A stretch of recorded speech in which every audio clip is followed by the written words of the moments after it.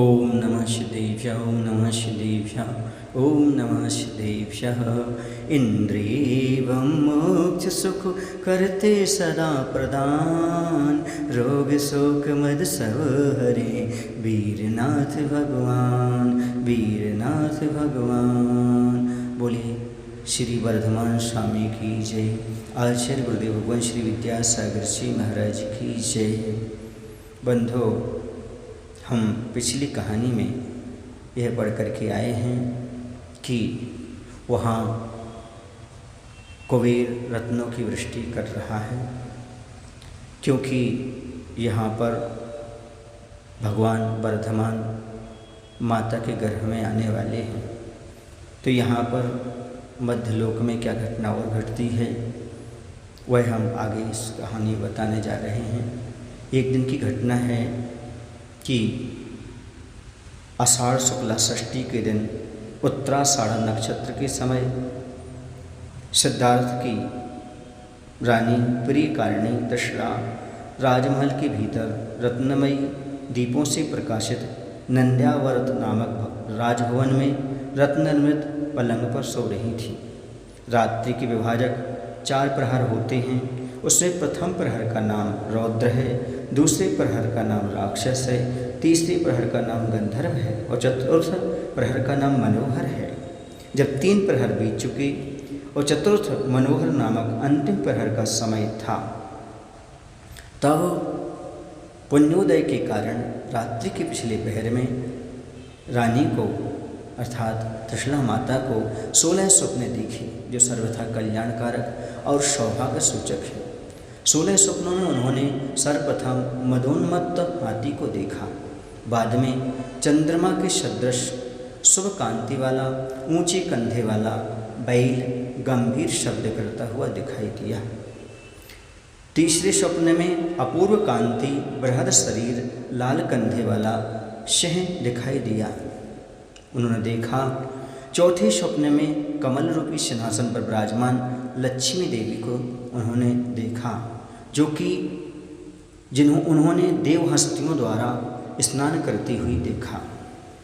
5वां 2 सुगंधित मालाएं थीं, उन्हें देखा। 6ठे स्वप्न में ताराओं से घिरे हुए चंद्रमा को देखा, जिससे सारा संसार आलोकित हो रहा था।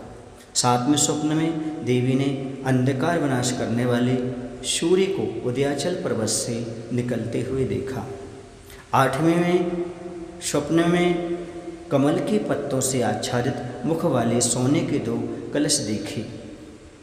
9वें स्वप्न में उन्होंने तालाब में कीड़ा करती हुई युगल मछलियाँ देखीं। वह तालाब खिली हुई कुमुदनी और कमलनी से शोभायमान हो रहा था। 10वें स्वप्न में उन्होंने एक भरपूर तालाब देखा, इसे सरोवर भी कह सकते, सरोवर देखा, जिसमें कमल पुष्पों की पीली रज तैर रही थी। 11वें स्वप्न में गंभीर गर्जना करता हुआ चंचल तरंगों से युक्त समुद्र दिखलाई दिया।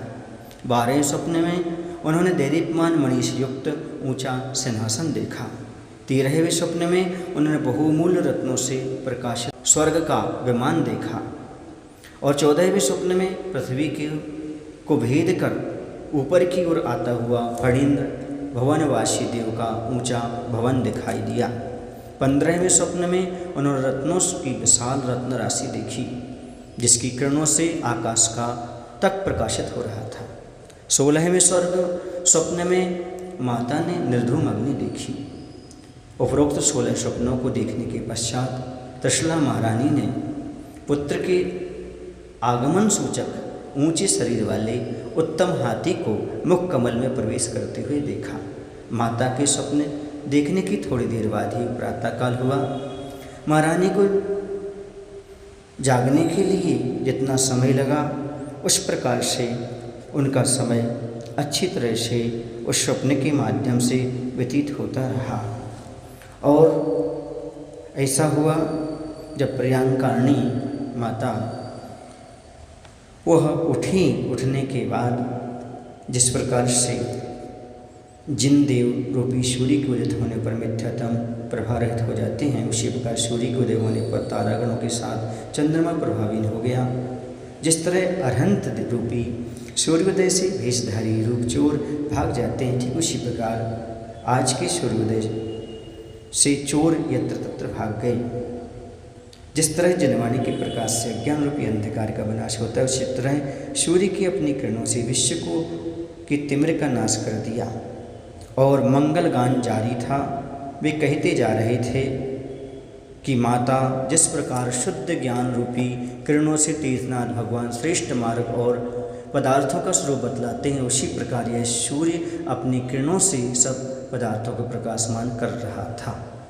कुछ समय तक उसी प्रकार वहाँ पर बाजों के शब्द रहे और मंगल गान होते रहे। महारानी त्रिशला एकाएक जाग उठीं। उन्होंने प्रातःकाल के देखे हुए स्वप्नों से महान प्रसन्नता हुई और शैया त्याग कर उन्होंने मोक्ष प्राप्ति के उद्देश्य से स्तवन, सामायिक आदि उत्तम नित्य कर्म आरंभ किए। इस प्रकार की नित्य क्रिया सर्वथा कल्याणकारिणी है और सब प्रकार से मंगल करने वाली है। पश्चात महारानी ने अपने दैनिक कार्य को पूर्ण किया। पूर्ण करने के बाद वह आगे महाराजा के पास सभा में पहुंचती हैं और आगे क्या होता है इस बात को बतलाने के लिए आगे कथा में हम आपको बताएंगे। तब तक के लिए हम यहाँ पर ये समझें, ये विचार करें कि यह जो 16 स्वप्न दिखे हैं यह सौभाग्य के प्रतीक हैं और ऐसा पुत्र जन्म लेने वाला है जो 3 लोक का कल्याणकारी होगा। धन्य वो माता जो इस प्रकार के पूर्व में पुण्य किया होगा, भाव किए होंगे, जिसके फलस्वरूप वह त्रिलोक का पालन करने वाले तीर्थंकर की माता बनने का सौभाग्य प्राप्त कर रही है। बोली महावीर भगवान की जय। आचार्य विद्यासागर जी महाराज की जय।